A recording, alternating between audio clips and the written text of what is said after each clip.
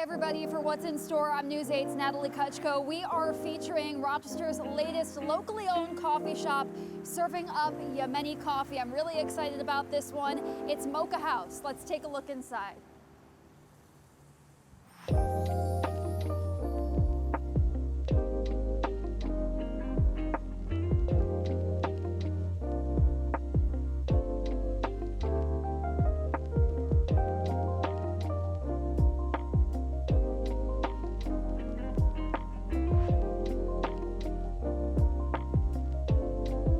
So now we're inside the brand new Mocha House here in College Town in Rochester. I am joined by owner Akil Ceylan. Akil, thank you so much for joining us. You have brought the latest Middle Eastern coffee shop to the area. And tell us, what sets this coffee shop apart from your other cultures? Well, you know, this is very welcoming, warm feeling. And the aesthetics of it all is definitely very unique than any shop that you'll see. We do a lot of the stonework here, you know, the tiles, and make it feel like like you're walking into like a Middle Eastern house. You know, the architecture is very similar to a Middle Eastern architecture. And let's take a look with the camera here. We've got all kinds of greenery from the moment you walk in. Walk us through the design process. So again, we wanted to make it feel like you're walking into like an outdoors, like if you see a lot of the Syrian architecture, the way that they build the homes, you'll walk into the house, but then the whole front is just an open space with no roof, you know, and you'll see plants everywhere. So we wanted to take a little bit of that and combine it into the coffee shop. So it's as if you're walking into, you know, like a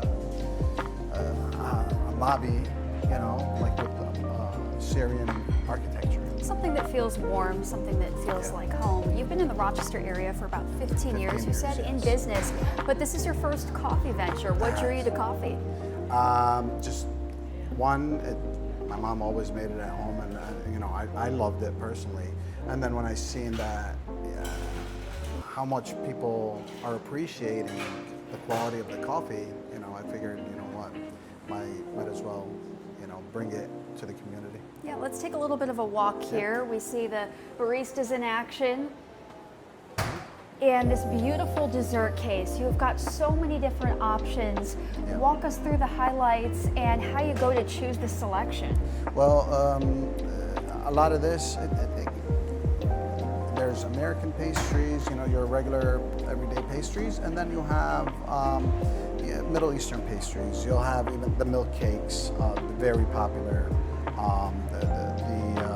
the cookies, and then we also have, these are very much like homemade quality type of savory items that we put in here. We see the Dubai chocolate cake too. Cake, very very trendy. Yeah, very trendy. We even have like one of the sleeping bear there. It's pretty trending right now. How long did it take you to bring this business to fruition? It took some time. About a year and a half or so, for the planning, the build out of the store, right about a good year and a half or so. And why this location? Why College Town? So College Town, you know, we wanted to, we're right next to the university. We're on Mount Hope, it's main street here, and then you're right next to the hospital as well.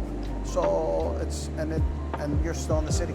So that's another thing, is like, you know, it takes a lot of the great aspects of Rochester and, you know, combined right here. This is the best location, I feel, you know, to have one of these shops. Have you seen much foot traffic from the university? We've already got students around here. Yeah, definitely. The university, like the students have been amazing from day one, even when we had the soft opening. Without any type of marketing, we didn't do, like, when we did our soft opening, we literally didn't do any type of marketing. We just opened the doors, and, you know, we were having great turnout. As expansive as the dessert case is, right? And I see the sleeping bear here. Yeah. That's so cute. Yeah. You don't even want to eat it, you know what I mean? How fun. I want to take a view of the menu, right? Because Yes. you've got endless We do. options We up have there. a much bigger menu than your average Middle Eastern coffee shop. We focus even on the fraps. We do a lot of refreshers, mojitos, the matcha, of course. I mean, matcha is huge as well. So it's an extensive menu, and everything on it is phenomenal. For folks who aren't aware of what Yemeni coffee consists of, how would you best describe that? Well, I mean, it's the bean itself is, you know, it's a sun-dried organic bean. You just the way they harvest it is totally organic from A to Z. And as far as describing it, it's it depends on the roast. So if you can have a lighter roast, and you can have a darker roast in the coffee. Mainly the Yemeni coffee, and you know, like traditionally, it's roasted very light roast or medium roast. I could even, you know, make you a cup of the traditional coffee. I think you'll enjoy it. And then we'll use spices in there, cardamom. We'll use ginger. One of my favorite drinks is called jubani. Very light roasted coffee with, it has cardamom in there, but more focus on ginger. It has more ginger in there. So, you know, even in the wintertime, perfect drink. You know, it's perfect drink. I can't describe it anymore. Right, perfect time to open a coffee shop, right? Yeah. So cozy. And back to the desserts too. I mean, this is all fresh. You've got, Yes. you know, a limited quantity, but I notice, you know, you want to focus on turnover. Yeah, And so yeah. what is that rate that you make sure everything is made fresh and homemade recipes, right? Yeah, I mean, definitely everything homemade, small batches, turnover really, you know, like just a few days, you know, if it hasn't been here, or if it stays longer than a few days, which majority of this stuff is just, it goes real fast, you know, like the desserts are something that are great sellers here. So we don't really have too much issue on, you know, turnover, you know, so it's, within a couple of days, we have new batch. Right. Yeah, so. Get a cup of coffee, get a dessert, Yeah. and let's have a walk to the preparation area, Yeah, right? See where the definitely. magic happens. So over here we have, Yeah, this is a stovetop that we use for all the traditional drinks. You see here, Emma is making, I don't know what she's making, but she's definitely making a traditional drink. I think it's, now the stovetop is different. We don't often see that in coffee shops. Right, Why do you yeah. introduce it here? so because this is how we make it at home. You know, all our coffees, we make them on a stovetop. We don't use espresso machines and all that type of stuff. Like even espresso in the Yemeni culture, it's not really used. It's more just the coffee grind. Like we'll grind the coffee and just put it into a pot and let it boil that way. And then this way, all the spices are mixed in together as well. So it gives it a much bolder flavor. I was going to ask, how does that affect the taste? I'm sure it's a much different quality. It does, yeah. Rather than if you were to just take it like espresso shot and then just add cardamom in there. It's not gonna give you that same flavor as if you're boiling it. And I'm sure maybe your baristas feel that they're actually crafting, you know, a true recipe compared to the espresso machine, which does much of the work for you. Yeah, definitely, I agree. With this, it's more intricate. If you can see, like she's using a strainer.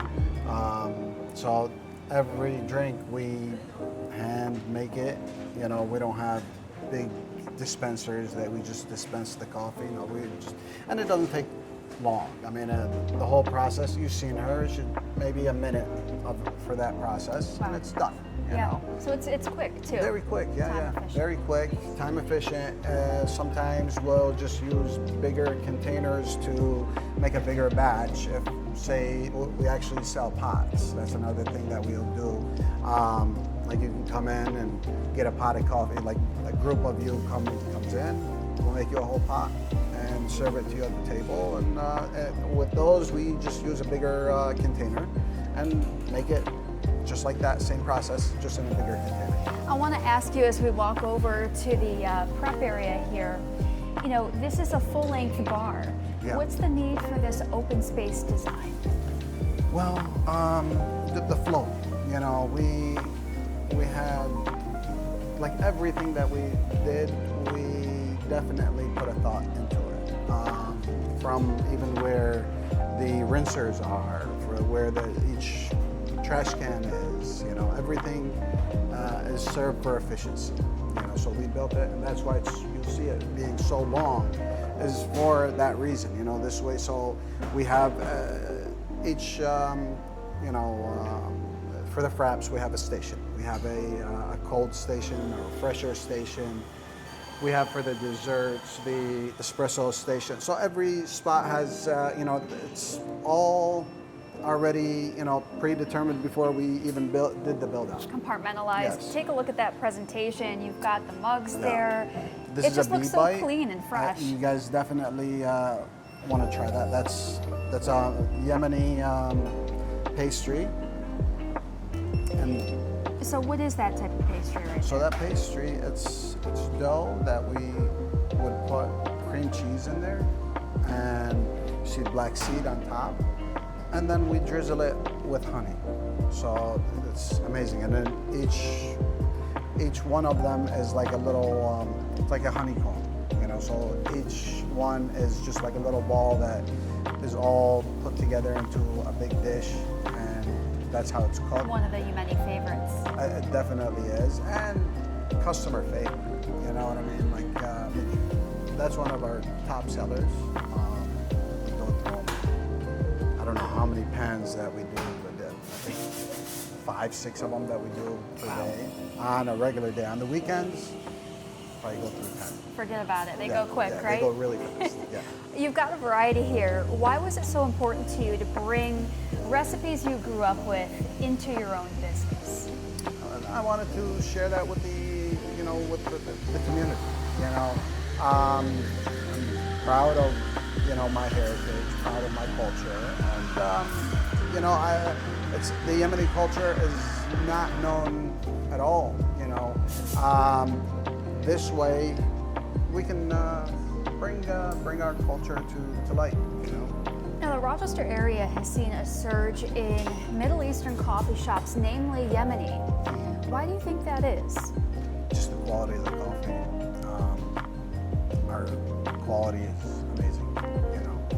And anyone that tries it falls in love with it, you know. So that's one of the main reasons I think that everyone is doing that, you know. And everybody loves coffee, you know. Who doesn't like coffee? In Rochester, we pride ourselves right on our locally owned Yeah, coffee shops, yes, but you are yes. contributing to this wave that we're seeing. Yeah. I want to say in the last 1 to 2 years, it's Yeah. really taken flight. Yeah, it definitely has. The whole culture scene, and the thing is, like with coffee, like in Rochester, it's a big coffee town. You know, you go to South Wedge, there's like, I don't know, like 10 different locally owned coffee shops. Every other block, there's a coffee shop, and they all do amazing. You know, so you know, it's a great thing for the community, I believe. Great. I know we've got a break in customer flow, so maybe we can get back and Sure. make a little recipe Yeah, if we yeah, can. All right.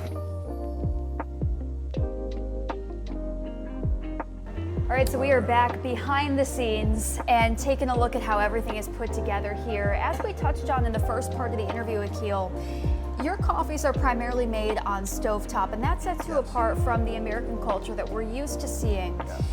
What's the meaning behind that? It's more for the flavors. You have like the cardamom, the cloves, the ginger. When they are boiled at a higher temperature, it gives it the flavors come out a lot more, rather than putting it into just say like a water, like a warmer. The flavors don't really come out too much. So we'll see here. Mohammed is gonna prepare us the juba. Are you making jubani or? Oh, you're gonna make them forward. Okay, so yeah, he's gonna make them forward, which is another very popular drink. I thought he was going to make my favorite drink. He chose his own that's okay. preference, That's absolutely fine. So you've got the flavors divided by canister here, right? Yes, yes. So do you guys want to see the coffee and the difference? Of course. So, okay. So we have here, this is the Jubani mix. It's a much lighter roast of coffee. Wow, so rich. Yeah, it's very light. And the smell of it, maybe you want to take a smell of it? We wish the cameras had smell vision, right? Yeah. So you smell a lot of ginger in that one. And then we have here, this is what he's making, is the mfawar. It's more of a darker roast. It's still medium roast, so it's not too dark. But then you'll have the Turkish coffee, which is much darker roast. So this is what you would see as a Turkish coffee. I'm sure I don't know if you've had Turkish coffee, I have, but yeah. So this is our Turkish blend, which is also very popular and it's amazing as well. What's most popular, would you say? I know you've been open for the- about a week, but what's with the- most popular in so- flavor? From the traditional drinks, our most popular is the tea. I'll show you the tea as well. If you'd like to see. This is our tea mix. This is Adani tea, which is, we make it with evaporated milk, but this is very popular. And as you can see, it's like all the spices are already blended in with the tea. So you get that smell of cardamom. Majority of that, what you see, the light color, that's cardamom. So it has very good flavor. As we can see, Mohammed here is mixing things up. Yes. And it only takes a couple minutes. Yeah, literally. We've perfected it to where it doesn't take too long. And it takes longer to just prep the cups and like strain it than it does to actually make it. What's been the customer's response on the stovetop? It's been great. Majority of customers I don't know if they even realize, but because it's behind the scenes, they don't really see it too much. But I think, if they seen it, if it was more out in the open, this is a big attraction because you don't see too many coffee shops that would do that. And we make each cup to order, so we don't pre-make anything, in the bigger canisters. Look at that. Looks delicious. Yeah, it definitely is delicious. Yeah, so, and the one thing though that I even caution everyone when I serve them the coffee is like, just be careful. This is extra hot because, people are used to say a latte or even a cup of coffee, because this needs to get to a boiling point. So it boils before we strain it. It has to come to a boil. So it's extra hot. Now, one thing I read with Yemeni coffee, there's a mixture in tea in some products, right? Is that one of the highlights of Yemeni coffee in production? And you said a mixture of tea in Coffee there? and tea, or is that There's- separate? That would be a different drink. There are like a, sort of like a dirty chai, where you have espresso and chai tea and the mixture. What we have here, we don't have any one of them that is a mixture. So we just normally, unless you request, if you request it, we can make it. Sure.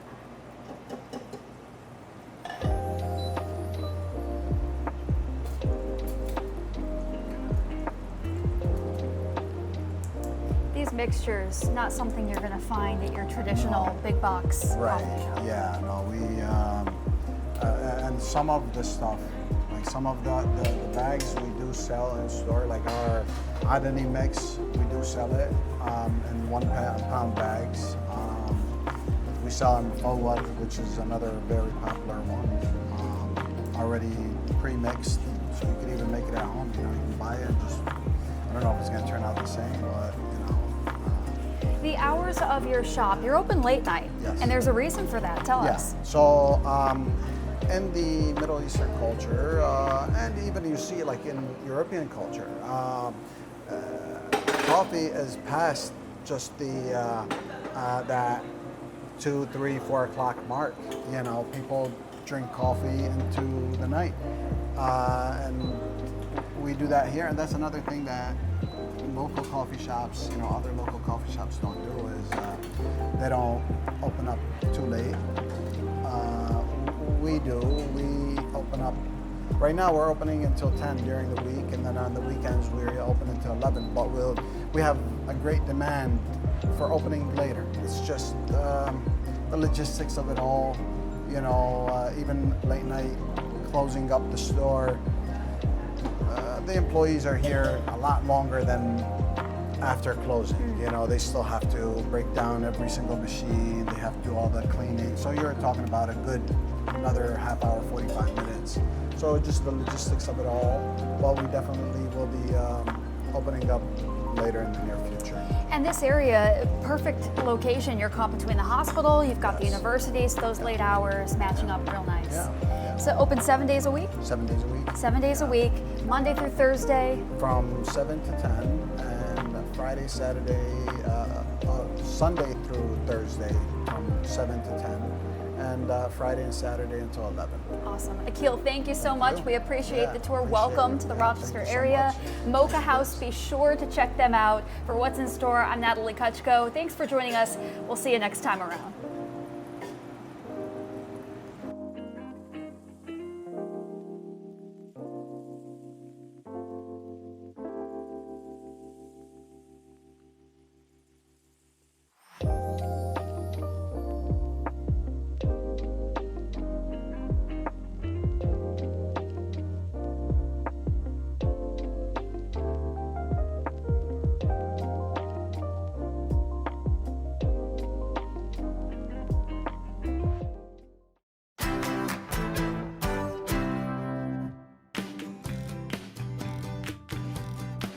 Get the Rochester First streaming app today for everything you love from News 8 on demand, plus exclusive shows you won't see anywhere else. Search ROC and download for free on Roku, Amazon Fire, and Apple TV.